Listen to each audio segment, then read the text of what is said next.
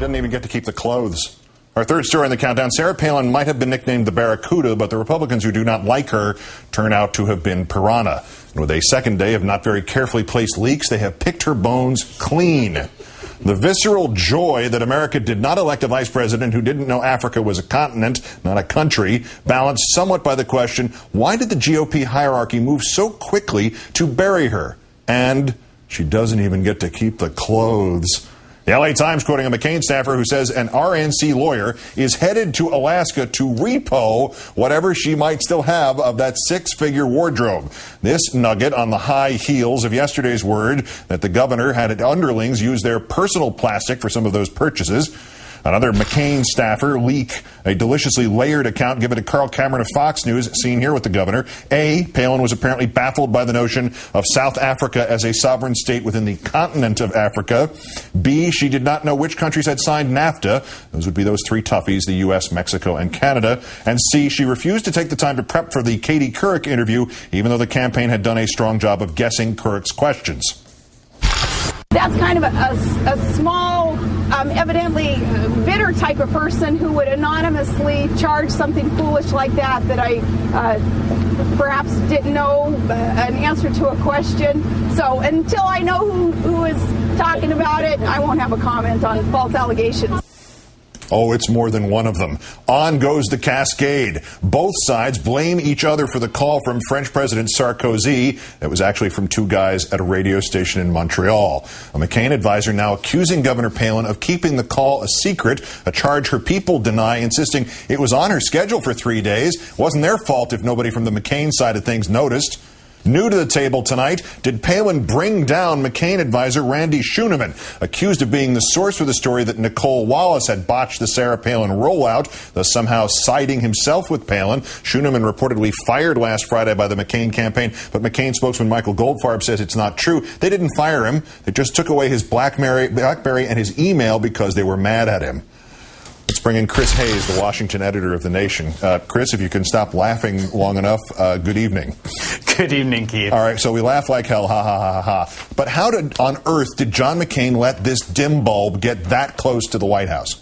Well, look, I mean, I think that we should take all of this with a grain of salt. I mean, in the case of the NAFTA Africa story, I mean, let's remember that's coming from McCain staffers to a Fox News reporter, which is kind of a 0 times 0 credibility effect. So I don't know, if what they're saying is accurate, and there's no way to really back it up. But whether it's accurate, if it's accurate, it reflects incredibly poorly on the McCain people because, of course, they're the ones that not only chose her, but then went out and lied to the American people every day by their own admission, saying that she was ready to step in and be president if necessary. And if it's not true, then they're really saying some pretty vile and slanderous stuff against a woman who putatively was on their team for the last 9 weeks.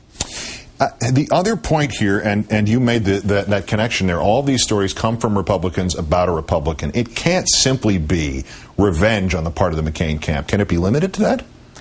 I'm having a hard time parceling it out because, frankly, there's no logic here. I mean, the people who are giving these blind quotes have to understand at some basic level this reflects poorly on everyone. I mean, no one is winning out of what is ensuing here. And it's getting so nasty between the two camps that I'm beginning to think there actually is just actual real hatred and animus between the two camps that was, created during the pressure cooker of the campaign that they're kind of giving into right now, even though everyone comes out looking small and petty and like pathological liars. But obviously McCain is not going to run for president again, and the people immediately around him are unlikely to find themselves, or very few of them are likely to find themselves back in a presidential race. Could this be about fear in the Republican structure and the hierarchy? I mean, their constituency is clearly people who believe the party is evangelical, they believe it's populist, they believe it's the party of plumbers, of hockey moms, but God forbid that it ever was run by evangelicals or plumbers or hockey moms. Is Sarah Palin being sort of, I don't mean to defend her, but is she being destroyed because she didn't understand she wasn't supposed to be one of those people? She was just supposed to use those people? I think that really gets at something really amazing about this entire chapter in Republican Party history. The quote that stuck out to me was the blind quote calling her a Wasilla hillbilly. I mean, here you have the Republican Party, and they trot out Sarah Palin to do this whole kind of backlash populist, working class reactionary shtick, this sort of, populist minstrelsy almost. And behind her back, they're calling her a hillbilly. I mean, I really hope that every, working class conservative in the country reads that quote. Because the fact of the matter is, every 4 years, the Republican Party dons the kind of mantle of Joe the Plumber, and then as soon as the election's over, they go and kick the guy in the face. And, we're seeing that here. It's really kind of remarkable. And as flat-footed as she seemed in response here in the last 2 days, and I mean, she's been underwater. But yeah. is Palin's part of the party? If she's taking it to some degree lying down, are they not?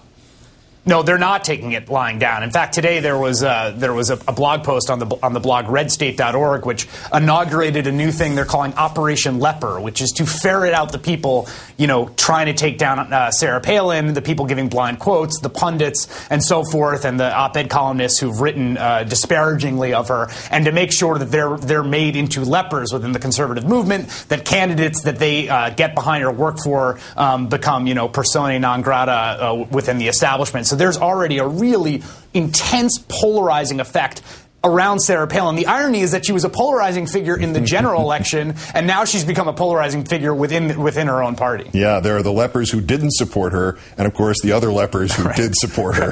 Right. Chris Hayes of The Nation. This may be an endless source of amusement and entertainment for us, so we'll talk to you again. Thanks. Thank you, Keith.